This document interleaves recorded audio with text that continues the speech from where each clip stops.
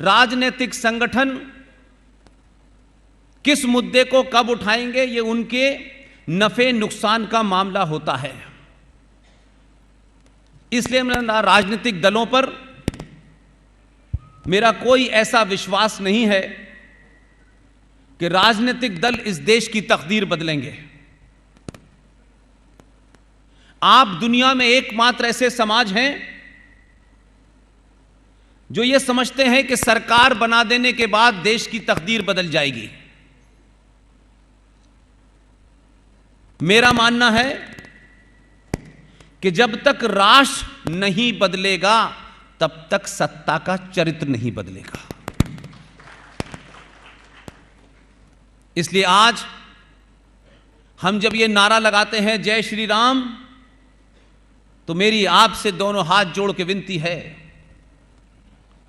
भगवान राम हमारे आराध्य देवता हैं, मर्यादा पुरुषोत्तम राम हैं, लेकिन किसी राजनीतिक दल ने यह नारा नहीं लगाया, किसी राजनीतिक दल ने इसको मूवमेंट को नहीं चलाया, इसे समाज के लोगों ने मूवमेंट चलाया, राजनीतिक दल ने उसका इस्तेमाल किया। आज आपकी जिम्मेदारी दूसरी है और आपको यह भरोसा होना चाहिए, अपने ऊपर भी होना चाहिए कि आपके नारे से सरकारों पे दबाव पड़ा और जब सरकारों ने आपकी नहीं सुनी तो आपने अपने पराक्रम से 6 दिसंबर 1992 को औरंगजेब और बाबर द्वारा बनाए उस ढांचे को ध्वस्त कर दिया।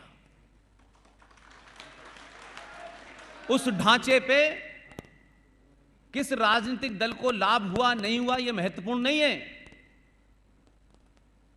महत्वपूर्ण यह है कि समाज के उस इनिशिएटिव के बाद लंबे समय तक आप इस देश में 90 करोड़ से ज्यादा सनातनी हिंदू है, लेकिन हर सरकार के सामने याचना और प्रार्थना करने के अलावा कोई काम नहीं हुआ।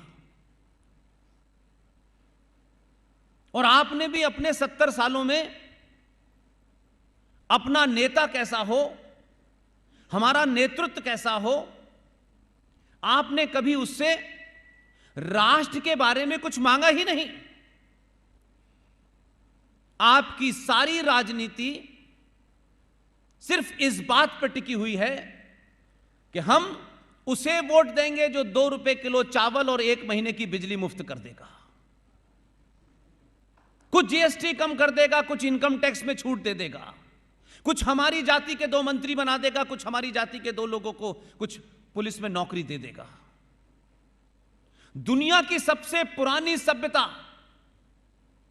दुनिया की आर्थिक स्थिति में 23% कंट्रीब्यूट करने वाला भारत, इसे 2-2 कौड़ी के मुल्क भी आंखें दिखा रहे हैं। न जिनका कोई इतिहास है, न जिनका कोई कंट्रीब्यूशन है, ऐसे ऐसे संगठन आपको आंखें दिखा रहे हैं जिन्होंने दुनिया में 1400 साल में एक सुई नहीं बनाई, वो भी आपको आंखें दिखा रहे हैं। इसलिए कि भारत राष्ट्र के उन तमाम लोगों का पुरुषार्थ, उनके अंदर एक आदर का भाव, अपने इतिहास के प्रति उनके अंदर एक सम्मान हो, हमारे समाज में हजारों संगठनों ने उसे हटा के नपुंसक बनाया। आपके लड़ने की क्षमता छीन ली, आपके तर्क करने की क्षमता छीन ली उन्होंने, और उन्होंने आपको एक रट्टू तोते की तरीके से कुछ रटा दिया और पूरा समाज उसे रट रहा है। और जब समाज चाटुकार, डरपोक और लालची होता है तो उसके नेता भी लालची और चाटुकार होते हैं। इसलिए आपको 70 सालों में जो हुआ उसके लिए आप जिम्मेदार हैं, मैं जिम्मेदार हूं। वो समाज के ठेकेदार जिम्मेदार हैं जिन्होंने आपको सच बात न पता चले, क्योंकि सच बात पता चलने से उनका संगठन और उनका अस्तित्व खतरे में पड़ सकता है। कोई भी संगठन राष्ट्र से बड़ा नहीं हो सकता, कोई मनुष्य राष्ट्र से बड़ा नहीं हो सकता। जब हमारे समाज में महान पुरुषों की बात होती है तो स्वामी विवेकानंद भी हैं, अरबिंदो भी हैं, और महाराष्ट्र से निकले हुए छत्रपति शिवाजी भी हैं, सावरकर भी हैं, सुभाष चंद्र बोस भी हैं। लेकिन इनका नाम बहुत सारे लोग लेने से अपनी दुकान ना बंद हो जाए, इसलिए उनका नाम नहीं लेते। इसलिए मेरे मूल में कभी कोई पार्टी और देश नहीं है। बड़े बड़े लंबे व्याख्यान होते हैं, 5-8 घंटे के होते हैं, लेकिन उन व्याख्यानों में हमारी अपनी कमी क्या है, हमने कहां गलती की है, यह समाज को नहीं बताते।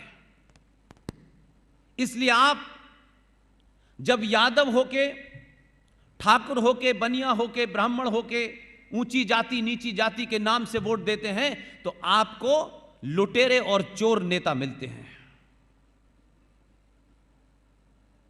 इसलिए मैं आपको इसलिए मुबारकबाद देता हूं और हर मन से देता हूं। गुजरात में आया हूं ऐसा नहीं है, यह नेताओं की प्रवृत्ति होती है कि गुजरात में गुजराती बोलो और कश्मीर में जाके कश्मीरी भाषा बोलो। पूरे देश में मैं जहां जाता हूं साफ साफ कहता हूं, इस देश को गुजरातियों का धन्यवाद करना चाहिए, इसलिए कि आपके बारे में कहा गया कि ये मीठा खाना खाते हैं, बिजनेस करते हैं, ये फौज में नहीं जाते, ये डरपोक लोग हैं। लेकिन आपने हजारों साल पुरानी सनातन संस्कृति के इस महान राष्ट्र में, कोई आज के जमाने में 1 मिनट के लिए अपना पेन भी नहीं देता है। अगर आप किसी को पेन दे भी देते हैं दस्तखत करने के लिए तो भी उसके सर पे सवार रहते हैं कि लेके ना चला जाए। आपने 15 साल जिस आदमी को ठोंक पीट के डॉक्टर बनाया, आपको लगा कि इसका काम गुजरात में हो गया है, इसलिए आपने भारत को दे दिया और दिल्ली भेज दिया।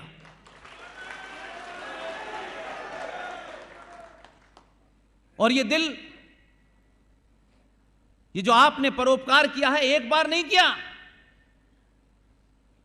जिसे 2014 में भेजा था, दिल्ली में बड़े बड़े रैकेटियर हैं, बड़े बड़े दलाल हैं, हर पार्टी में हैं, ऐसा नहीं है कि कुछ पार्टियों में नहीं, सब में हैं।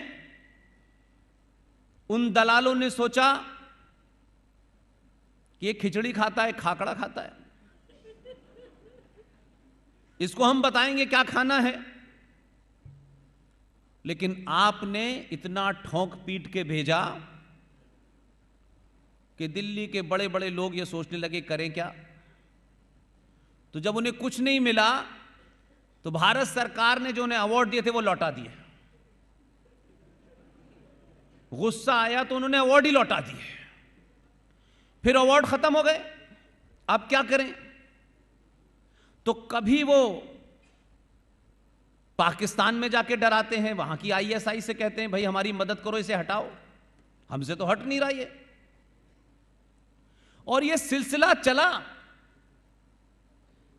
और 2019 तक पूरे देश में, दुनिया में यह माहौल बन गया कि जिस आदमी को आपने भेजा था वो अकेला पड़ रहा है। कुछ कमजोर पड़ने लगा है क्या?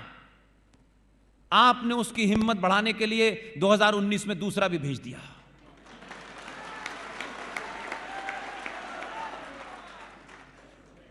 अब स्थिति यह हो गई है कि जो लोग 2014 वाले को डरा रहे थे वो कहते हैं पहला वाला अच्छा था यार, ये तो सुनता कम है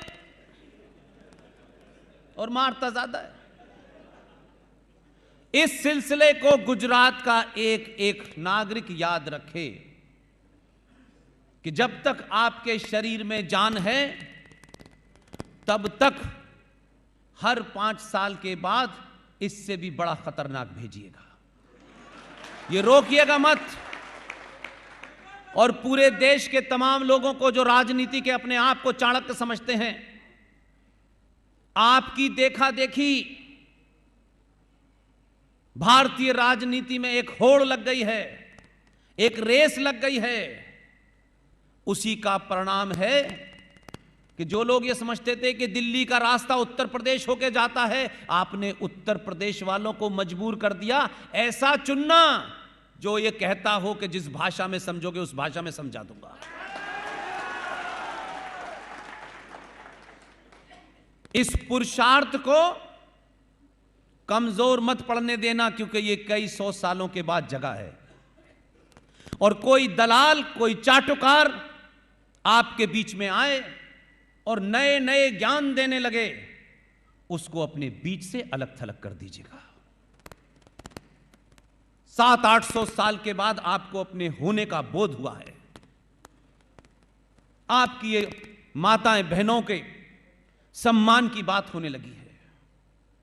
भारतीय राजनीति में 70 साल के इतिहास में जो भी पॉलिटिकल साइंस के गुरु हैं, जो भारतीय राजनीति को पास से देखते हैं, वो ये यकायक समझते हैं कि भारत में कुछ हो गया है। इसलिए जो बुद्धिजीवी भी हैं इस देश के, वो भी लंबे समय से चाटुकारिता करने के कारण सही बात लोगों को नहीं बताते।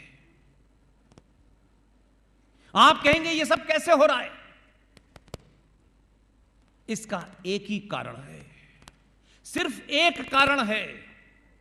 इस कारण को कोई राजनीतिक दल अपने स्वार्थ के लिए तो आएगा आपके बीच में, नई नई कहानियां सुनाएगा।